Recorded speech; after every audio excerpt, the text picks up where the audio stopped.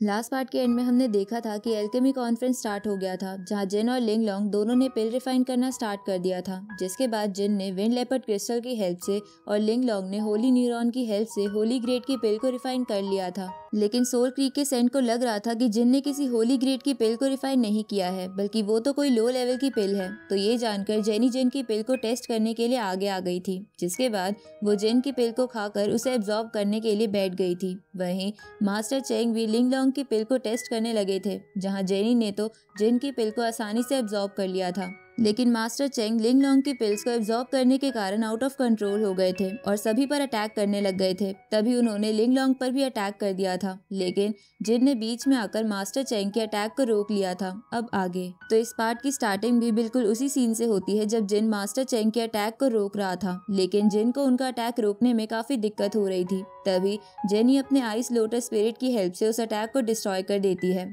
जिसके बाद वो एक फॉर्मेशन बनाकर अपनी चेन्स में मास्टर चेंग की स्पिरिट सोल को बांध देती है। जिसके बाद डॉक्टर सॉन्ग और सोल क्रीक का सेंट अपने अपने स्क्रोल को निकालकर मास्टर चेंग को ठीक करने लगते हैं।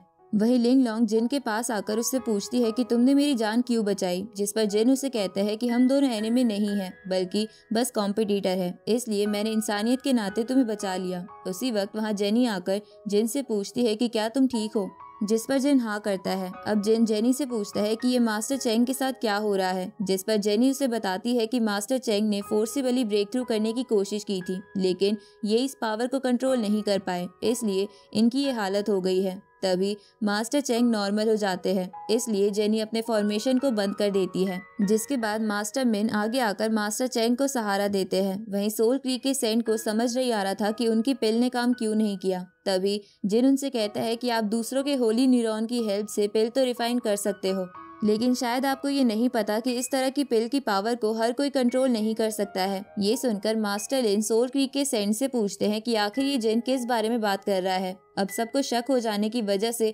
सोल क्रीक सेंट ये एक्सेप्ट कर लेता है कि वो दूसरों के होली न्यूरॉन की मदद से अपनी पिल बनाता है, क्योंकि उसका मानना था कि कमजोर लोग इस दुनिया में चींटियों के बराबर है, जिनको स्ट्रॉन्ग लोगों के लिए सेक्रीफाइस करना बुरी बात नहीं है। अब ये जानकर वहाँ बैठी ऑडियंस बातें बनाने लगती है कि सोल क्रीक वैले का सेंट कह तो सही रहा है, पर क्या ऐसी एल्केमी प्रैक्टिसेस एथिकल है। इधर जिन ये सुनकर आगे आते हुए अपनी स्वॉर्ड बाहर निकालता है और सोल क्रीक सेंट से कहता है कि आखिर आप कहना क्या चाहते हो और आप किसको चींटी बोल रहे हो। तो ये देखकर सोल क्रीक का मास्टर गुस्सा होते हुए बोलता है कि तुम्हारी हिम्मत कैसे हुई अपनी स्वॉर्ड को मेरी तरफ पॉइंट करने की। अब वो सोल क्रीक सेंट अपना ऑरा रिलीज करने लगता है, लेकिन जेनी शील्ड बनाकर जिन को बचा लेती है। ये देखकर वो मास्टर जेनी से कहता है कि भले ही जिन आपके डोंगशेंग कॉन्टिनेंट से बिलोंग करता है, लेकिन आप हमारे मैटर के बीच में ना ही आए तो अच्छा है। इस पर जेनी उससे कहती है कि मुझे फर्क नहीं पड़ता कि आपकी और डॉक्टर सॉन्ग की क्या दुश्मनी है, लेकिन अगर आप मेरे डोंगशेंग कॉन्टिनेंट के लोगों को हर्ट करने की कोशिश करेंगे तो मैं भी पीछे नहीं हटूंगी। ये सुनकर सोल क्रीक का मास्टर गुस्सा होने लगता है। तभी जिन आगे आते हुए उससे पूछता है कि ये सारे लोग जो यहाँ बैठे हुए हैं, क्या ये सब आपके लिए बस चींटी के बराबर है और क्या आपके हिसाब से इनकी लाइफ की कोई वैल्यू नहीं है। जिस पर वो मास्टर कहता है कि अगर फ्यूचर की जनरेशन को स्ट्रॉन्ग बनाने के लिए कुछ लोगों का सेक्रीफाइस देना पड़े तो इसमें क्या बुराई है। ये सुनकर जिन सोल क्रीक सेंट से कहता है कि मुझे तो लगता है आप सटिया गए हो, अगर आपको सच में स्ट्रॉन्ग लोग बनाने हैं तो खुद को सेक्रीफाइस क्यों नहीं करते। तो ये देखकर वहाँ बैठे सभी लोग कहने लगते हैं कि ये जिन तो सच में काफी ब्रेव है, जो कि एक सेंट के सामने इस तरह से बात कर रहा है। इधर वो सेंट जिन से गुस्से में बोलता है कि तुम्हें पता ही क्या है, असल में उन्होंने अपनी होली न्यूरॉन मुझे अपनी मर्जी से दी थी। जिस पर जिन उससे कहता है कि अच्छा, तो आप कहना चाहते हैं कि मैं झूठ बोल रहा हूँ। तभी जिन मास्टर चेंग से पूछता है कि आपको लीन एन के बारे में तो पता ही है ना। जिस पर मास्टर चेंग अपना चेहरा दूसरी तरफ कर लेते हैं, क्योंकि उन्हें सोल क्रीक सेंट के बारे में सब कुछ पता था और वो उसके खिलाफ कुछ नहीं कर रहे थे। इधर जिन आगे कहता है कि डॉक्टर सॉन्ग इतने सालों से बिना किसी को हर्ट किए होली बॉडी एलेक्सर पिल को बनाने की कोशिश कर रहे हैं, ताकि वो फ्यूचर की जनरेशन को स्ट्रॉन्ग बना सके। इसलिए अगर वो आज यहाँ फेल भी हो जाते हैं तो कोई दिक्कत नहीं थी, लेकिन आप तो इतने लोगों का सेक्रीफाइस देने के बाद भी फेल हो गए हो, इसलिए आपको खुद पर शर्म आनी चाहिए।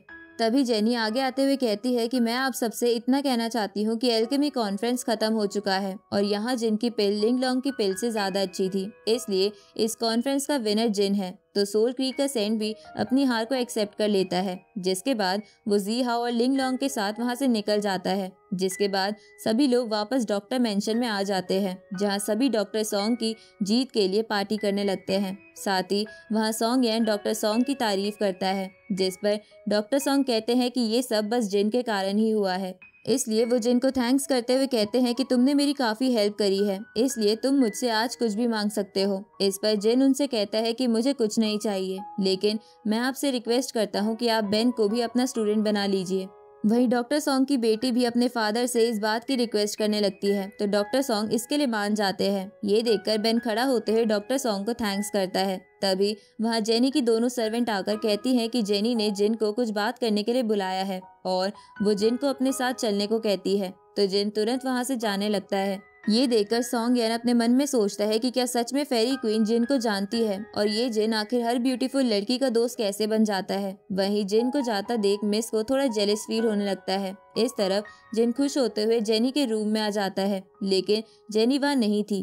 तभी वो दोनों सर्वेंट कहती है कि फेरी क्वीन कुछ देर में आ जाएंगी, इसलिए तुम उनका यही इंतजार करो। और वो डोर बंद कर देती है और इसी के साथ ये पार्ट यहीं खत्म होता है।